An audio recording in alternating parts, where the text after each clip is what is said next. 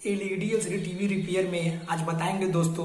Telegram channel start किए हैं, इसमें आप लोगों को फुल सपोर्ट मिलेगा। एलईडी एलसीडी टीवी का जो सेक्शन है, किस हिसाब से हमको रिपेयर करना है, पूरा डिटेल आप लोगों को टेलीग्राम चैनल पर आप लोगों को देखने को मिलेगा। पूरा सपोर्ट आप लोगों को टेलीग्राम में मिलेगा। किस हिसाब से टेलीग्राम में आपको ऐड होना है और किस हिसाब से आप लोगों को सपोर्ट मिलेगा और वह कितने दिन तक सपोर्ट मिलेगा, पूरा डिटेल जानने के लिए आप लोग इस नंबर पर कॉल करके पता कर सकते हैं।